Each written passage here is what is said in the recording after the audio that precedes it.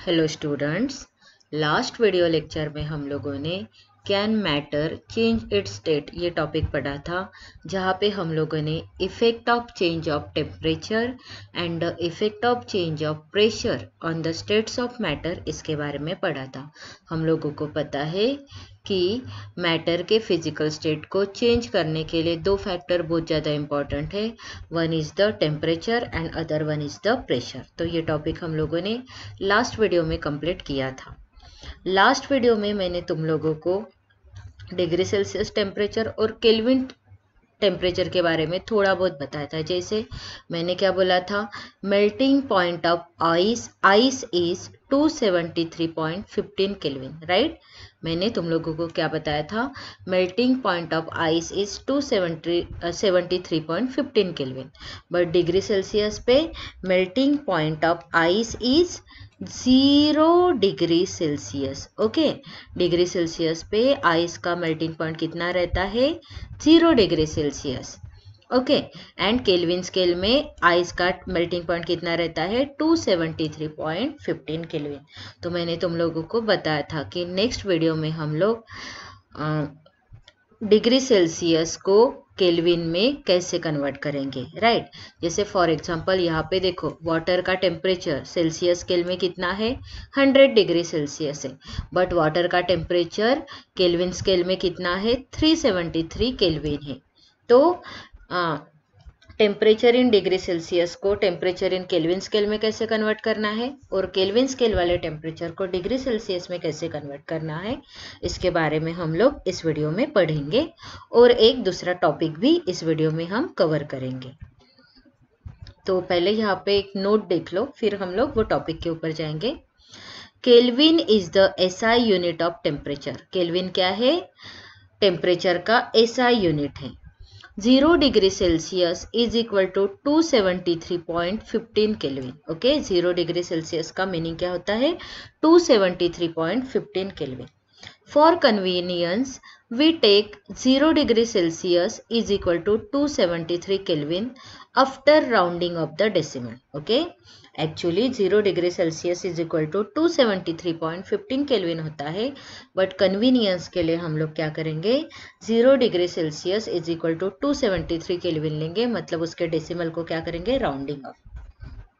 Okay, to change a temperature on the Kelvin scale to the Celsius scale, you have to subtract 273 from the given temperature. Okay, अगर तुम लोगों को kelvin से Celsius scale में temperature को change करना है, तो जो टेम्परेचर दिया रहेगा उससे तुम लोगों को 273 को सब्सट्रैक्ट करना पड़ेगा। कैसे करना पड़ेगा ये हम आगे देखेंगे।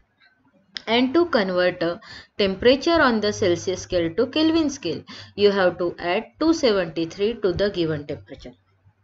अगर तुम लोगों को Celsius scale to Kelvin scale तक टेम्परेचर कन्वर्ट करना है, तो तुम लोगों को क्या करना पड़ेगा, 273 को ऐड करना पड़ेगा गिवन टेम्परेचर में। ओके, तो हम लोग यहाँ पे देखेंगे कि सेल्सियस स्केल को सेल्सियस में जो टेम्परेचर दिया है, या फिर सेल्सियस स्केल के टेम्परेचर को हम लोग केल्विन स्केल के टेम्परेचर में कैसे कन्वर्ट करेंगे, और केल्विन स्केल के टेम्परेचर को हम लोग सेल्सियस स्केल में कैसे कन्वर्ट करेंगे। ठीक है, तो ये नोट तुम लोगों को समझाने के लिए मैंने बताया।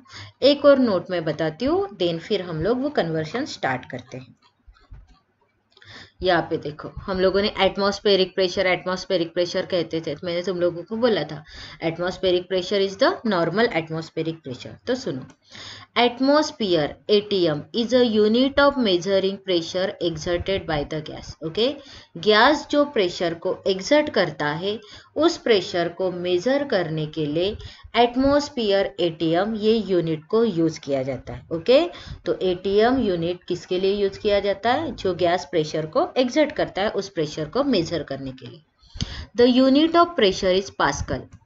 प्रेशर का यूनिट क्या है, pascal. 1 atmosphere is equal to 1.01 into 10 raised to the power 5 Pascal. Okay, 1 atmosphere मतलब 1.01 into 10 raised to the power 5 Pascal. The pressure of air in the atmosphere is called atmospheric pressure. Atmosphere में जो air का pressure रहता है उसे क्या बोलोगे तुम लोग? Atmospheric pressure. The atmospheric pressure at sea level is 1 atmosphere. Okay, sea level पे एटमॉस्फेरिक प्रेशर कितना रहता है? 1 atmosphere and is taken as the normal atmospheric pressure, और हम उसको क्या बोलते हैं? Normal atmospheric pressure.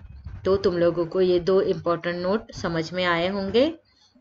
ओके, अभी हम हमारा जो मेन टॉपिक है, यहाँ पे जो हम लोगों को कन्वर्शन करना है, हम लोग उसके ऊपर फोकस करते हैं।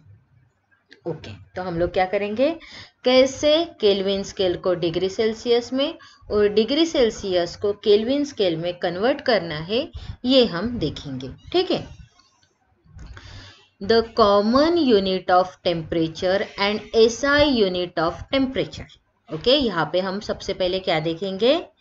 टेम्परेचर का कॉमन यूनिट, और दूसरा क्या देखेंगे? टेम्परेचर का SI यूनिट। ओके, यहाँ पे हम लोग क्या देखेंगे?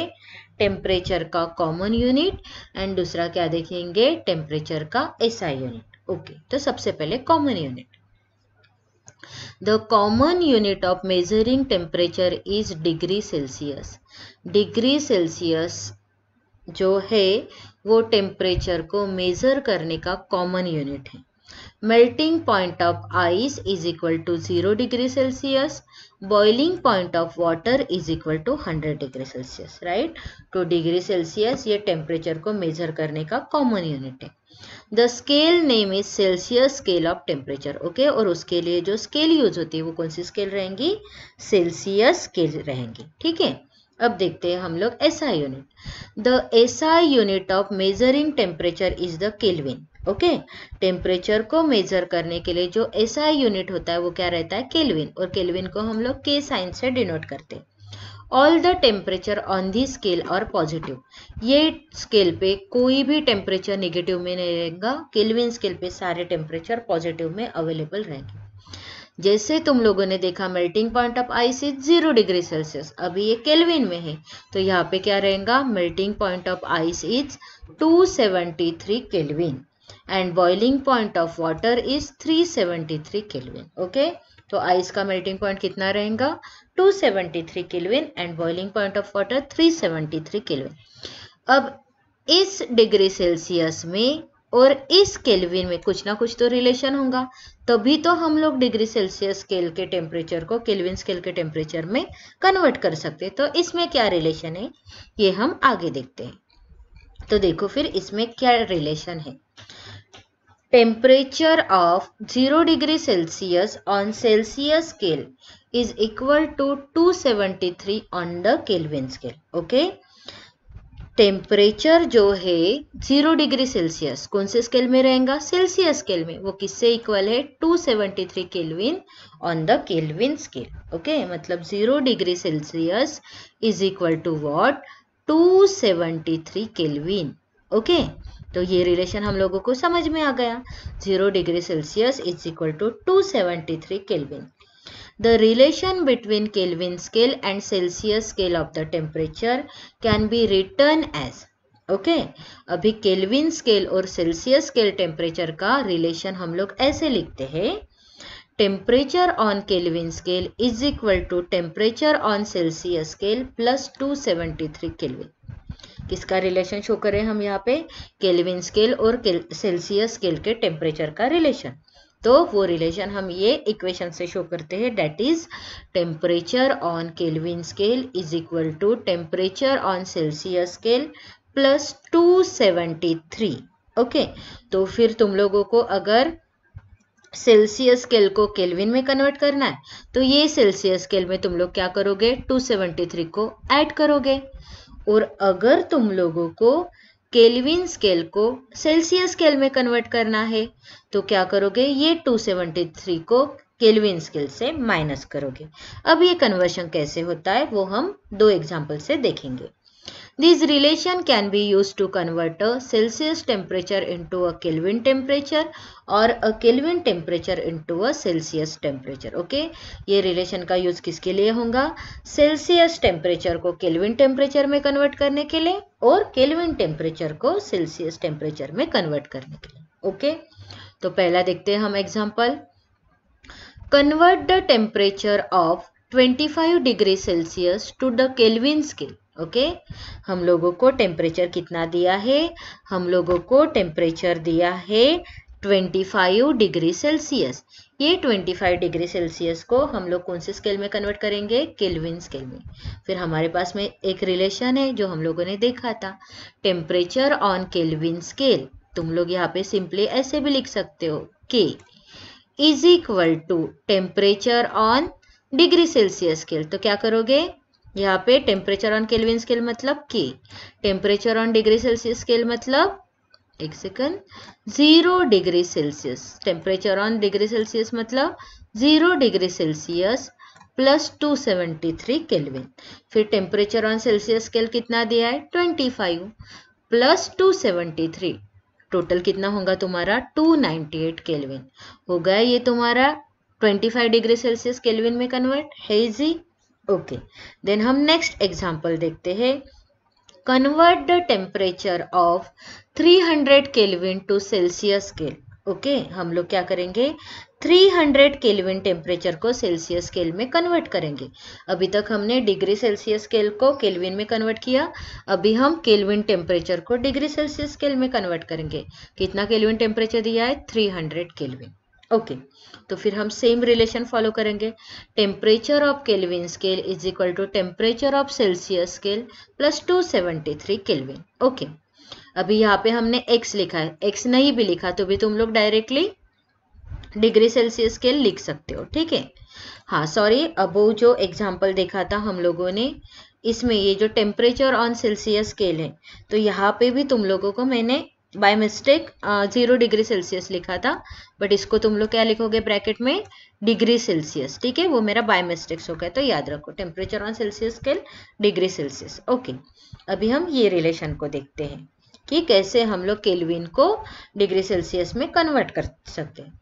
तो टेम्परेचर ऑफ केल्विन स्केल के, temperature of degree Celsius scale, sorry temperature of Celsius scale, उसको डिग्री सेल्सियस प्लस 273। अभी हम लोगों को इस टेम्परेचर को इसमें कन्वर्ट करना है, इसलिए हमने इसको x लिखा, या फिर तुम लोग सीधे इसके जगह पे डिग्री सेल्सियस लिख सकते हो। Therefore degree Celsius is equal to 300 minus 273। तो तुम्हारा 300 केल्विन टेम्परेचर किस में कन्वर्ट हुआ है? Degree Celsius, that is 27 degree Celsius. समझ में आए तुम लोगों को ये दो एग्जाम्पल? अभी देखो important no, to convert a temperature on Celsius scale to the Kelvin scale, we have to add 273 to the Celsius temperature. Okay?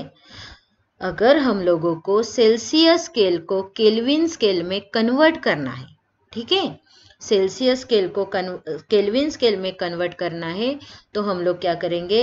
Celsius scale में 273 को ऐड करेंगे।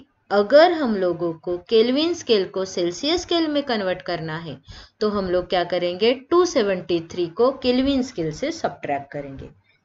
ओके, इस प्रोसेस से तुम लोग केल्विन स्केल को डिग्री सेल्सियस में और डिग्री सेल्सियस स्केल को केल्विन स्केल में कन्वर्ट कर सकते हो। तो तुम लोग ऐसे कन्वर्शन के एग्जाम्पल सॉल्व करके देखो, तुम लोगों को ये आसानी से कन्वर्शन आ जाएगा। तो आप लोगों को यहाँ पे कन्वर्शन समझा अच्छे से? ओके, तो अभी हम स्टार्ट करते हैं यहाँ पे नेक्स्ट टॉपिक। तो यहाँ पे तुम्हारा effect of change of temperature and effect of change of pressure finish होता है, और यहाँ पे हम लोगों ने डिग्री सेल्सियस स्केल के टेम्परेचर को केल्विन स्केल के टेम्परेचर में कैसे कन्वर्ट करते हैं, और केल्विन स्केल के टेम्परेचर को डिग्री सेल्सियस स्केल के टेम्परेचर में कैसे कन्वर्ट करते हैं, ये देख लिया है, ठीक है। अभी हम स्टार्ट करते हैं new topic, that is evaporation. कौन सा टॉपिक स्टार्ट करेंगे हम लोग? इवापोरेशन। ये चैप्टर का एक इम्पॉर्टेंट टॉपिक है, ये टॉपिक के ऊपर बहुत से क्वेश्चन पूछे जाते हैं, इसलिए ये टॉपिक को तुम लोग बहुत अच्छे से करोगे, ठीक है। तो सुनो, फिर ये इवापोरेशन क्या होता है? अभी तक तुम लोगों ने मेल्टिंग पढ़ा, बॉइलिंग पढ़ा, फ्रीजिंग पढ़ा, कंडेंसेशन पढ़ा, वेपराइजेशन पढ़ा, बट ये इवापोरेशन क्या है, ये कैसे होता है, क्यों होता है, तो हम इसके बारे में देखेंगे, ठीक है। Evaporation, do we always need to heat और change pressure for changing the state of matter. एक क्वेश्चन किया गया है कि हम लोगों को हमेशा किसी मैटर के स्टेट को चेंज करने के लिए हीट या प्रेशर को चेंज करना पड़ता क्या। एक क्वेश्चन है, मतलब सपोज टू बी मेरे पास में लिक्विड है, ये लिक्विड को मुझे गैस में कन्वर्ट करने के लिए हमेशा हीट करनी पड़ेगी क्या, या किसी और स्टेट के सब्सटेंस को किसी और स्टेट में कन्वर्ट करने के लिए हमेशा हीट और प्रेशर को चेंज करना पड़ेगा क्या।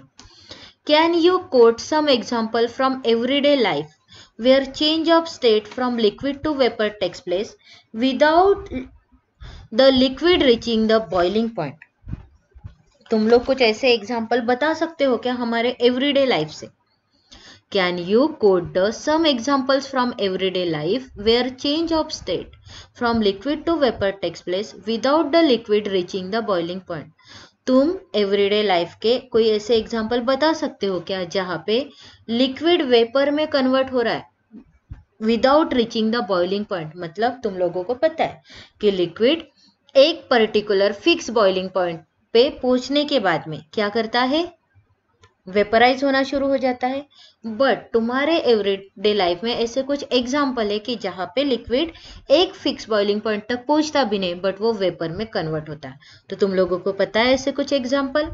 ओके, तो देखो फिर कुछ example. Water when left uncovered slowly changes into vapour. जैसे तुम लोगों को पता है बारिश के दिनों में बारिश आती है, राइट। तो बारिश आने की वजह से जगह जगह पर पानी भर जाता है, तो वो पानी को सुखाने के लिए हम वहां पे हीट वगैरह सप्लाई करने के लिए जाते हैं क्या, नहीं। बट तुम लोगों ने देखा होगा कि वो पानी धीरे धीरे वेपर में कन्वर्ट होके वो जगह क्या हो जाती है, ड्राई हो जाती है। Wet clothes dry up. Okay, अब तुम लोग बोलोगे कि मैम हम तो धूप में कपड़े सुखाते हैं इसलिए वो ड्राई हो जाते हैं। बट ऐसा नॉट नेसेसरी कि वो जो तुम धूप में कपड़े सुखा रहे हो वो टाइम पे वो जो वाटर है वो अपने बॉइलिंग पॉइंट तक पहुंच ही गया होगा ताकि कपड़े सूख जाए। या फिर ऐसा भी जरूरी नहीं कि वो धूप ही है उस दिन उसी दिन कपड़े सूखते हैं, जिस दिन बहुत कम धूप रहती है उस दिन भी कपड़े सूखते हैं। मतलब यहाँ पे क्या हो रहा है, तुम्हारा लिक्विड बॉइलिंग पॉइंट तक पहुंच ही नहीं रहा है, फिर भी लिक्विड वेपर में कन्वर्ट हो रहा है, इसलिए वेट क्लॉथ्स क्या हो गए, dry. What happens to the water in above two example. ये दो एग्जाम्पल में जैसे वाटर को अनकवर्ड रख दिया तो वाटर वेपर में कन्वर्ट हो गया without heating, wet clothes dry up, wet clothes dry हो गए। उसका वाटर बॉइलिंग पॉइंट तक पहुंचा के नहीं तुम लोगों को क्या पता, राइट। उसको बस तुम लोगों ने सुखा दिया फिर भी वो क्या हो गए, ड्राई हो गए। तो क्या हो गया होगा ये दोनों एग्जाम्पल में, तो हम लोग देखते हैं कि ये दोनों एग्जाम्पल में क्या हुआ होगा। We know that particles of matter are always moving and are never at rest. हम लोगों को पता है कि मैटर के जो पार्टिकल्स है ऑलवेज मूविंग पोजीशन में रहते, वो कभी भी रेस्ट नहीं करते। ओके, तो मैटर के जो पार्टिकल्स है वो ऑलवेज मूविंग पोजीशन पे रहते, वो नेवर रेस्ट पे रहते। At given temperature in any gas, liquid or solid, there are particles with different amount of kinetic energy. Right? सबसे पहली बात, मैटर के पार्टिकल ऑलवेज मूव होते रहते हैं, मैटर के पार्टिकल रेस्टिंग पोजीशन पे नहीं रहते, वो कभी भी रेस्ट नहीं करते, they always move. At a given temperature in any gas, liquid or solid, there are particles with different amount of kinetic energy. Okay. Given temperature पे कोई भी गैस हो, कोई भी लिक्विड हो या कोई भी सॉलिड हो, वहां पे क्या रहेंगे, इनके particles with different amount of kinetic energy. Gas के पार्टिकल की काइनेटिक एनर्जी मोर, लिक्विड की in between the solid and liquid, and solid के पार्टिकल्स की काइनेटिक एनर्जी लेस, राइट। तो सेम टेम्परेचर पे या गिवन टेम्परेचर पे गैस, लिक्विड और सॉलिड के पार्टिकल्स की काइनेटिक एनर्जी क्या रहती है, कम। In case of liquids, a small fraction of particle at the surface having higher kinetic energy. Liquid के केस में क्या होता है, small fraction of particles at the surface.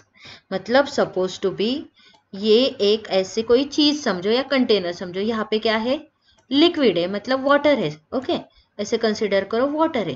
तो ये जो अबोव पोजीशन वाला ये जो वाटर है, ये जो अबोव पोजीशन वाला वाटर रहेगा, ये कौन सा वाटर रहेगा, सरफेस वाटर रहेगा। In case of liquid, a small fraction of particle at the surface having higher kinetic energy. तो ये जो surface के particles है liquid के, इनकी kinetic energy कैसे रहते? High, and is able to break away from the forces of attraction of other particle and gets converted into vapor. ये पार्टिकल की काइनेटिक एनर्जी इतनी हाई रहती है कि ये पार्टिकल का ये अदर पार्टिकल के साथ में जो फोर्स ऑफ अट्रैक्शन रहता है उसको वो इजीली ब्रेक कर सकते हैं और ये पार्टिकल किस में कन्वर्ट हो जाते हैं? वेपर में। किस में कन्वर्ट हो जाते हैं? वेपर में। अब मैं यहाँ पे वेपर पूरा नहीं लिखती हूँ, तो ये पार्टिकल किस में कन्वर्ट हो जाते हैं? वेपर में। समझ में? लिक्विड के केस में क्या होता है, जो सरफेस के जो पार्टिकल्स रहते हैं उनकी काइनेटिक एनर्जी हायर रहती है, इसके वजह से ये जो सरफेस के लिक्विड पार्टिकल्स है बाकी के पार्टिकल्स के बीच के साथ में फोर्स ऑफ अट्रैक्शन से जुड़ के, बट हायर काइनेटिक एनर्जी की वजह से ये जो सरफेस के लिक्विड पार्टिकल्स है ये क्या करते हैं?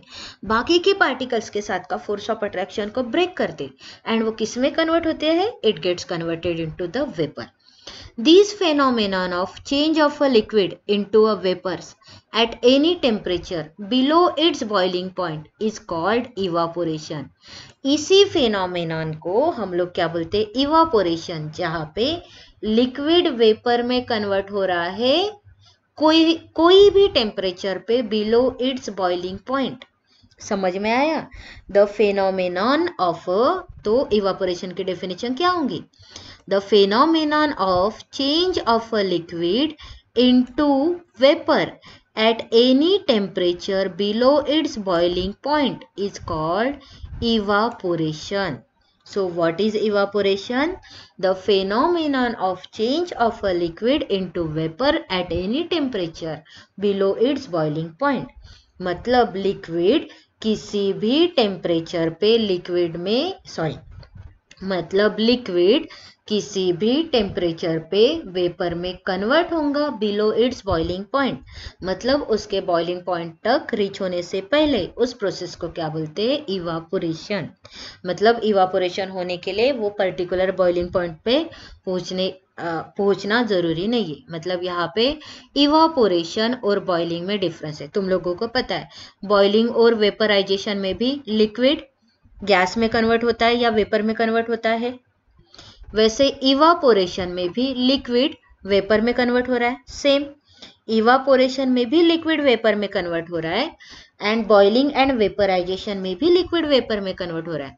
बट बॉइलिंग एंड वेपराइजेशन एक फिक्स टेम्परेचर पे होता है, बॉइलिंग पॉइंट पे होता है, बट इवापोरेशन फिक्स टेम्परेचर पे नहीं होता है, वो फिक्स बॉइलिंग पॉइंट पे नहीं होता है.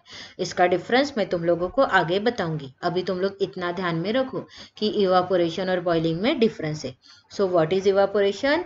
The phenomenon of change of a liquid into vapors at any temperature below its boiling point is called evaporation. समझ में आया evaporation? Okay. अभी हम देखते हैं ये इवापोरेशन के ऊपर कौन से फैक्टर्स अफेक्ट करते हैं. फैक्टर्स अफेक्टिंग इवापोरेशन, मतलब कुछ फैक्टर्स रहेंगे, वो फैक्टर की वजह से इवापोरेशन बढ़ता है, इंक्रीज होता है या घटता है, डिक्रीज होता है, ये देखेंगे. ओके, तो हम लोग क्या देखेंगे अभी? Factors affecting on evaporation. Let us understand this with an activity. हम लोग क्या करेंगे? इसको एक एक्टिविटी के थ्रू देखेंगे. ठीक है? ओके, तो एक्टिविटी देखो 1.14. Take 5 ml of water in a test tube and keep it near a window or under a fan. तुम लोग क्या करोगे? अभी घर में हो ही तुम लोग, तो ये एक्टिविटी परफॉर्म करके देख सकते हो. क्या करोगे? 5 ml of water लो टेस्ट ट्यूब में और उसको विंडो के नियर में रखो या अंडर अ फैन रखो. Take 5 ml of water in an open china dish and keep it near a window or under a fan. Again 5 ml of water लो एक ओपन चाइना डिश में और उसको window के नजदीक रखो या फैन के. अभी यहाँ पे देखो, सपोज टू बी तुम लोग 5 ml of water test tube में लोगे, तो टेस्ट ट्यूब अपने केमिस्ट्री लैब में अवेलेबल है. अगर किसी ने टेस्ट ट्यूब नहीं देखा होगा तो मैं उन लोगों को केमिस्ट्री लैब में टेस्ट ट्यूब को दिखा दूंगी. ओके, तो टेस्ट ट्यूब ये शेप की रहती है. ठीक है? तो ये टेस्ट ट्यूब है। ये टेस्ट ट्यूब में क्या करना है तुम लोगों को 5 ml ऑफ वाटर लेना है और इसको विंडो या अंडर अ फैन रखना है। Then 5 ml of water in an open china dish. Okay, एक चाइना डिश में तुम लोगों को क्या करना है 5 ml ऑफ वाटर लेना है। ये क्या है चाइना डिश, इसमें भी क्या करना है तुम लोगों को 5 ml of water. Then take 5 ml of water,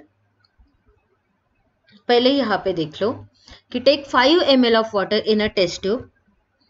test tube में ले लिया, टेस्ट ट्यूब का सरफेस एरिया देखो यहाँ पे। Then 5 ml of water in a open china dish. Open china dish का सरफेस एरिया देखो, टेस्ट ट्यूब के कंपैरिजन में ओपन चाइना डिश का सरफेस एरिया क्या है ज्यादा। देन हम आगे का देखते हैं। Take 5 ml of water in an open china dish and keep it inside a cupboard और on a shelf in your class. Okay, तुम लोग क्या करोगे अगेन 5 ml ऑफ वाटर लोगे ओपन चाइना डिश में और इसको कपबोर्ड में या फिर क्लास के सेल्फ में रख दोगे। रिकॉर्ड द रूम टेम्परेचर, वो टाइम पे रूम टेम्परेचर क्या है वो रिकॉर्ड करोगे। ओके, तुम लोग थर्मोमीटर देख लोगे, थर्मोमीटर पे वो टाइम का जो भी रूम टेम्परेचर रहेगा वो तुम्हारा रूम का रूम टेम्परेचर रहेगा। जनरली 25 डिग्री सेल्सियस वगैरह रूम टेम्परेचर रहता है। Record the time or days taken for the evaporation process in the above cases. ये जो अभी हम लोगों ने टेस्ट ट्यूब में रखा, चाइना डिश में रखा, चाइना डिश एक ऐसे ओपन प्लेस पे रख दी और दूसरी चाइना डिश कपबोर्ड में रखी, तो ये प्रोसेस में इवापोरेशन कितने दिन में होता है ये तुम लोगों को रिकॉर्ड करना है। Repeat the above 3 steps of activity on a rainy day and record your observation. जो हमने 3 प्रोसेस किए वही प्रोसेस को तुम लोगों को रेनी डे पे करना है और ऑब्जर्वेशन देखना है। What do you infer about the effect of temperature, surface area, wind, velocity on evaporation? तो इससे तुम लोग क्या बता सकते हो कि टेम्परेचर के इफेक्ट की वजह से, सरफेस एरिया के इफेक्ट की वजह से, विंड की वजह से या स्पीड की वजह से इवापोरेशन के ऊपर क्या इफेक्ट होगा। तो देखो तुम लोगों ने टेस्ट ट्यूब में लिया था, सरफेस एरिया कम है मतलब इवापोरेशन होने के लिए ज़्यादा टाइम लगेगा। चाइना डिश में लिया था तो चाइना डिश का सरफेस एरिया ज़्यादा है और टेस्ट ट्यूब और चाइना डिश दोनों भी तुम लोगों ने ओपन प्लेस में रखे हो ना, विंडो या अंडर अ फैन, तो ऑब्वियसली बात है चाइना डिश का सरफेस एरिया ज़्यादा है, मतलब चाइना डिश का वाटर जल्दी क्या हो जाएगा इवापोरेट हो जाएगा। देन यहाँ पे तुम लोगों ने कपबोर्ड में रखा है या सेल्फ में रखा है तो वहाँ पे टेम्परेचर क्या है कम है, तो उसके वजह से यहाँ का जो वाटर है इवापोरेट होने के लिए टाइम लगेगा। और रेनी डे है, रेनी डे में टेम्परेचर अगर कम रहता है और ह्यूमिडिटी ज़्यादा रहती है, ह्यूमिडिटी के बारे में आगे पढ़ना है, तो ह्यूमिडिटी अगर ज़्यादा रहती है तो फिर रेनी डे में भी क्या होगा इवापोरेशन रेट कम हो जाएगा। ठीक है, तभी ये फैक्टर्स कैसे अफेक्ट करते हैं हम देखते हैं। अभी तो मैंने तुम लोगों को शॉर्टकट में बता दिया कि कहाँ पे कम रहता कहाँ पे ज़्यादा रहता। You must have observed that the rate of evaporation increases with okay तो तुम लोग देखोगे कि 4 फैक्टर रेट ऑफ इवापोरेशन के ऊपर डिपेंड रहते हैं। First is the surface area, second is the temperature, third is the humidity and fourth is the wind speed. Okay, अगर तुम लोगों को पूछा question name the factors which affect on the rate of evaporation या फिर name the factor affecting on the evaporation, तो तुम लोग क्या बताओगे surface area, temperature, humidity and wind speed. अब हम लोग देखते हैं। You must have observe that the rate of evaporation increases with an increase of surface area. Right, मैंने अभी तुम लोगों को बताया था कि जैसे सरफेस एरिया बढ़ता है वैसे इवापोरेशन का रेट क्या होगा बढ़ेगा। We know that evaporation is a surface phenomenon. तुम लोगों को पता है कि इवापोरेशन सरफेस फेनोमेनन है, वहाँ पे सरफेस के लिक्विड मॉलिक्यूल इवापोरेट हो जाते हैं मतलब वेपर में कन्वर्ट हो जाते हैं। If the surface area is increased, the rate of evaporation increases. अगर सरफेस एरिया बढ़ता है तो रेट ऑफ इवापोरेशन भी क्या होगा बढ़ेगा। For example while putting clothes for drying up we spread them out. Okay, जब हम क्लोथ्स को ड्राई होने के लिए रखते हैं तो हम क्या करते हैं क्लोथ को जमा करके रखते हैं क्या, नहीं, हम क्लोथ्स को स्प्रेड करके रखते हैं। क्यों स्प्रेड करके रखते हैं, बिकॉज अगर सरफेस एरिया बढ़ेगा तो क्लोथ्स क्या होंगे जल्दी ड्राई होंगे। तो समझ में आया, surface area increases, rate of evaporation also increases.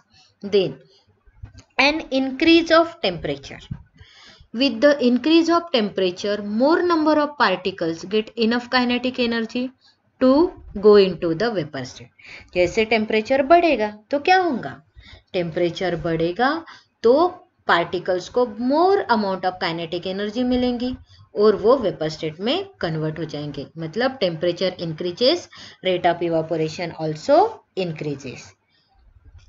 Then a decrease in humidity. Okay, तो ह्यूमिडिटी क्या होता है?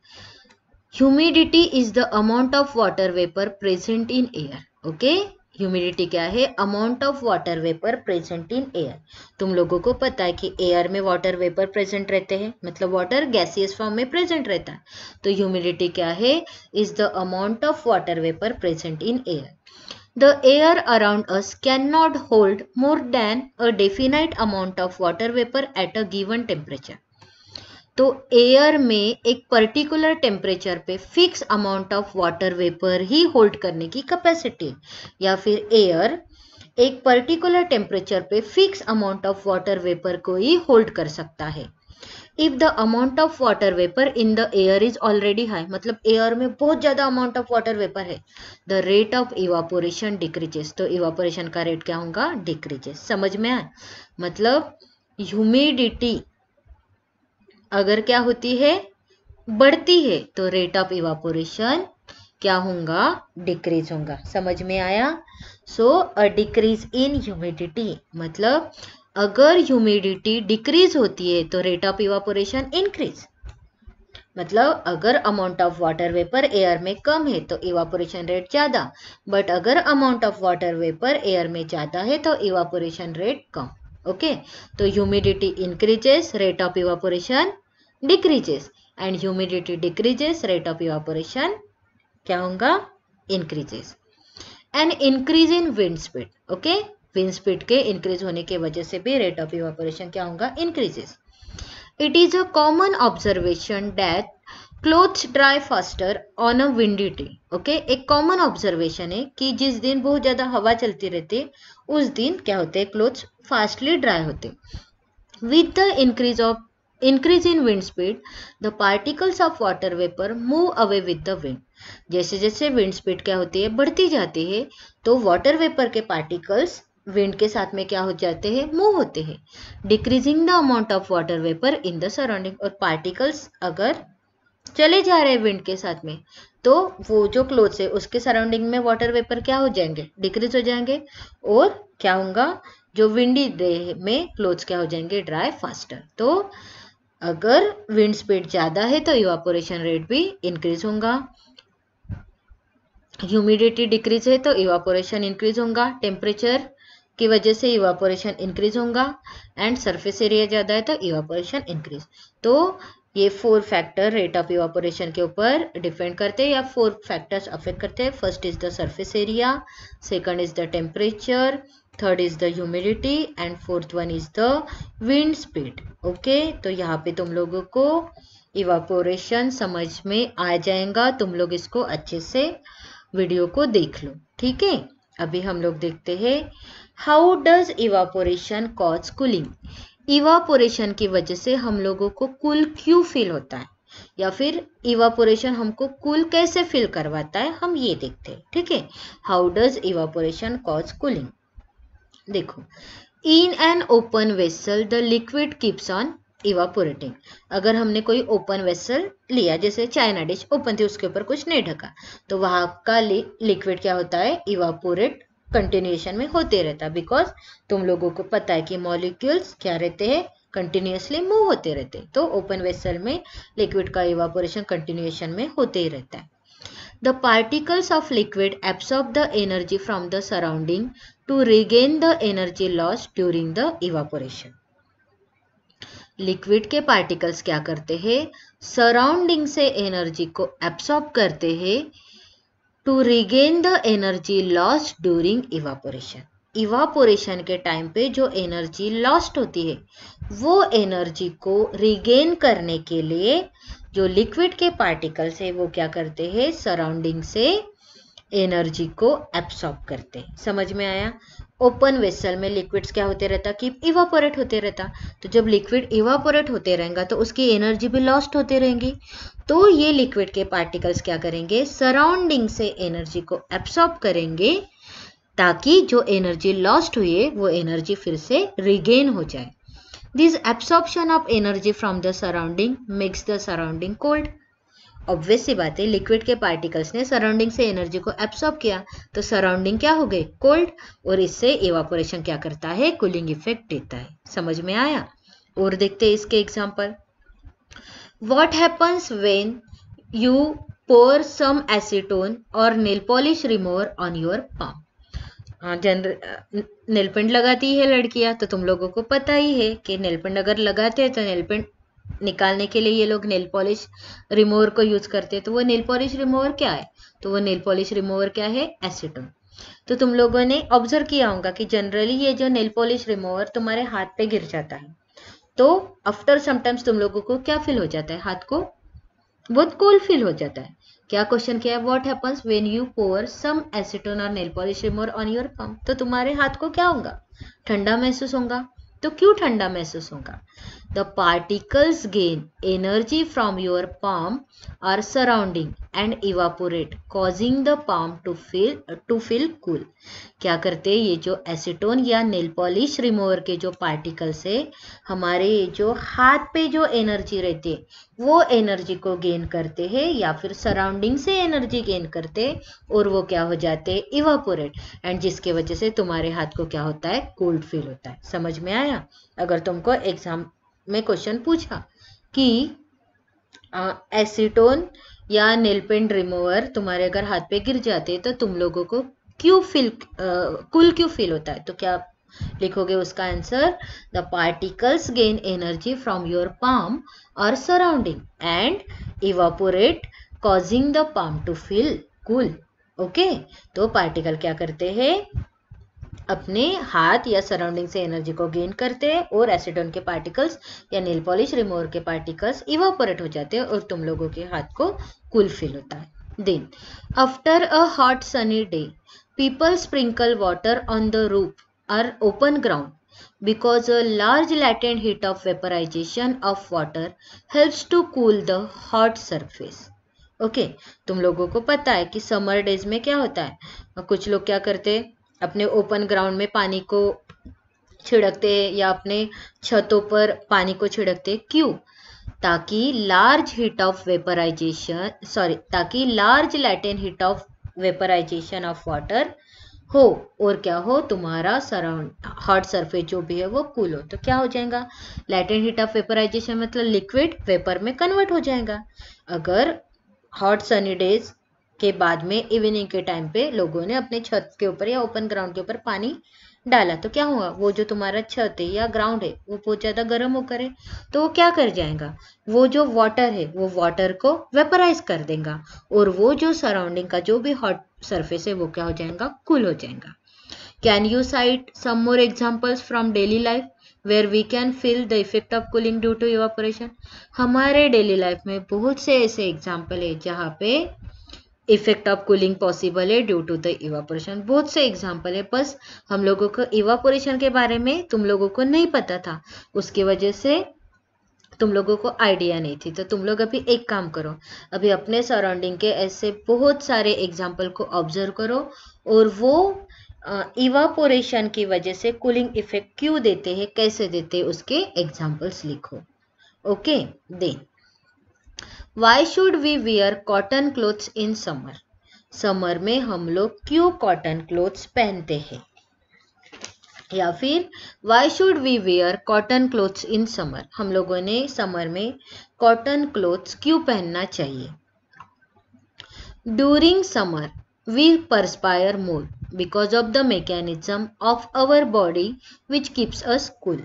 ओके, समर के टाइम पे क्या करते हैं, क्या होता है, हम लोगों को बहुत ज़्यादा पसीना आता है। क्यों आता है, बिकॉज गर्मी की वजह से हमारी बॉडी क्या हो जाती है, हीट हो जाती है। तो हमारी बॉडी हीट होने की वजह से अगर हमारे बॉडी से पसीना निकलता है तो हमारी बॉडी क्या हो जाएंगी, कूल हो जाएंगी। We know that during evaporation the particles at the surface of liquid gain energy from the surrounding or body surface and change into vapor।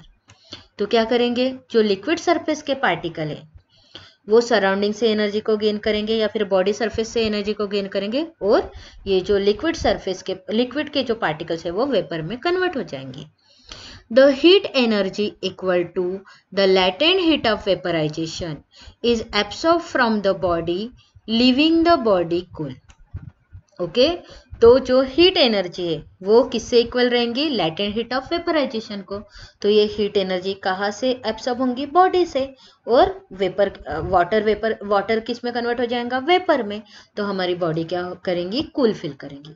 Cotton being a good absorber of water helps in absorbing the sweat and exposing it to the atmosphere for easy evaporation. Okay, cotton क्या है, good absorber of water है।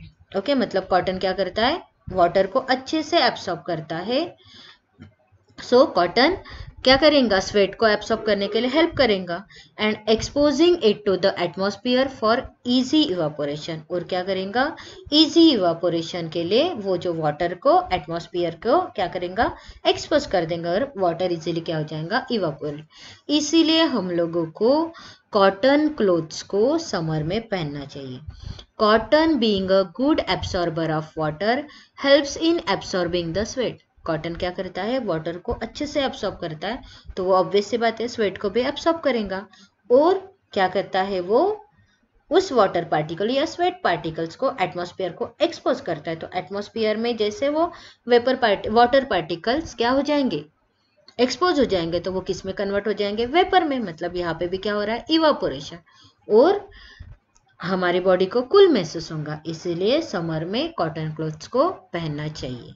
ठीक है, then last, why do we see water droplets on the outer surface of glass containing ice cold water. तुम लोगों को पता है कि तुम लोगों ने ऑब्जर्व भी किया होगा, जैसे तुम्हारे फ्रिज में बॉटल वगैरह रहती है। ओके, अगर तुम लोगों ने वो फ्रीज के बॉटल को निकाल के रख दिया कुछ देर के लिए, तो थोड़ी देर के बाद में तुम लोग देखते हो कि वो बॉटल से लेकर बॉटल का सराउंडिंग जो एरिया वो वेट होकर है, मतलब गीला होकर है। क्यों, बॉटल से पानी बाहर निकला क्या, नहीं। या फिर अगर तुम लोगों ने बॉटल से पानी को एक ग्लास में डाला, ओके, फ्रिज से तुम लोगों ने एक बॉटल निकाली और बॉटल से पानी को ग्लास में डाला, चाहे वो आइस कोल्ड वाटर हो या फिर सिर्फ कोल्ड वाटर हो, चलेगा, ये ग्लास है। ओके, अगर तुम लोगों ने आइस कोल्ड वाटर को ग्लास में डाल दिया, तो तुम लोग देखते हो कि ये जो ग्लास की ये जो आउटर सरफेस है, ये जो बाहर का सरफेस है, ये ग्लास के पूरे बाहर के सरफेस के ऊपर तुम लोगों को वाटर ड्रॉपलेट्स दिखते हैं। तो ये वाटर ड्रॉपलेट्स क्यों दिखते होंगे, तो सुनो, let us take some ice cold water in a tumbler. Okay, क्या करो, एक आइस कोल्ड वाटर को एक ग्लास में ले लो। Soon we will see water droplets on the outer surface of the tumbler. हम लोगों को पता है कि टम्बलर के आउटर सरफेस पे हम लोगों को वाटर ड्रॉपलेट दिखते हैं। The water vapor present in air on coming in contact with the cold glass of water. तुम लोगों को पता है कि एयर में क्या प्रेजेंट है, वाटर वेपर। तो वो वाटर वेपर ये जो ग्लास के कांटेक्ट में आते हैं, और ग्लास में क्या है, कोल्ड वाटर है, तो वो क्या करेंगे, अपनी एनर्जी को लूज करेंगे, और ये जो वाटर वेपर है वो किस में कन्वर्ट हो जाएंगे, लिक्विड स्टेट में, which we see as water droplets. तो समझ में है, ना ग्लास में से पानी बाहर आता है, ना बॉटल में से पानी बाहर आता है। जब तुम लोग आइस कोल्ड वाटर को ग्लास में डालते हो, वो टाइम पे जो सराउंडिंग में क्या प्रेजेंट रहते हैं, वाटर वेपर। वाटर का फॉर्मूला है H2O, जो कौन से फॉर्म में प्रेजेंट रहेगा, गैस फॉर्म में। तो जो सराउंडिंग में वाटर वेपर प्रेजेंट रहते हैं, ये क्या करते हैं, ये आइस कोल्ड कंटेनिंग ग्लास के क्या करते हैं, कॉन्टैक्ट में आते। तो ये गैसेस वाटर के पार्टिकल क्या करते हैं, अपनी एनर्जी को लूज करते हैं, और वो किस में कन्वर्ट हो जाते हैं, लिक्विड स्टेट में। इसीलिए ये ग्लास के आजू बाजू में या कोई भी बॉटल के आजू बाजू में या किसी भी बर्तन में तुम लोगों ने आइस कोल्ड वाटर डाला हो, तो वो उसके आउटर साइड में तुम लोगों को वाटर ड्रॉपलेट्स दिखते हैं। समझ में आया? तो यहाँ पे अपना ये चैप्टर खत्म होता है। अपना चैप्टर कौन सा था, मैटर इन आवर सराउंडिंग। तो यहाँ पे तुम्हारा पूरा chapter matter in our surrounding finish होता है। ये चैप्टर में कुछ भी डाउट होंगे तो ये चैप्टर के मैंने 4 वीडियो पोस्ट किए हैं। चारों वीडियो को तुम लोग बहुत अच्छे से देखो और ये चैप्टर के क्वेश्चन एंड आंसर को सॉल्व करो। ये जो चैप्टर के इंटरनल पोर्शन में जो क्वेश्चन रहते हैं that are the intext question, ये इंटेक्स क्वेश्चन को भी अच्छे से करना है तुम लोगों को, एज वेल एज ये जो एक्सरसाइजेस के जो क्वेश्चंस देके रहते हैं वो एक्सरसाइजेस के क्वेश्चन को भी तुम लोगों को अच्छे से करना है। ओके, अभी इसके बाद मैं तुम लोगों को एक और वीडियो पोस्ट करूंगी इसी चैप्टर से रिलेटेड, जहाँ पे हम लोगों को ये दो टॉपिक पढ़ने हैं। One is the plasma and other one is the Bose Einstein condensate. अभी तक हम लोगों ने 3 स्टेट्स ऑफ मैटर पढ़े थे, that are the solid, liquid and gas. But अभी साइंटिस्ट 5 स्टेट्स ऑफ मैटर के बारे में बात करते, एक है प्लाज्मा एंड दूसरा है बोस आइंस्टाइन कंडेंसेट। तो मैं ये 2 स्टेट के ऊपर एक स्पेशली वीडियो डालूंगी और वो वीडियो को तुम लोगों को अच्छे से देखना है, तुम लोगों को समझ में आ जाएगा ये 2 अदर स्टेट के बारे में। ठीक है, ये मोर टू नो में है, इसके ऊपर से जनरली क्वेश्चन नहीं किया जाएगा, किया भी जाएगा तो ये टॉपिक देखने के बाद में तुम लोग इसके ऊपर का क्वेश्चन लिख सकते हो। तो तुम लोग अभी ये चारों वीडियो को अच्छे से देख लो। ये चारों वीडियो में तुम्हारा पूरा चैप्टर कवर होता है और ये चैप्टर के ऊपर के क्वेश्चन एंड आंसर को लिखने की प्रैक्टिस करो। Okay, thank you.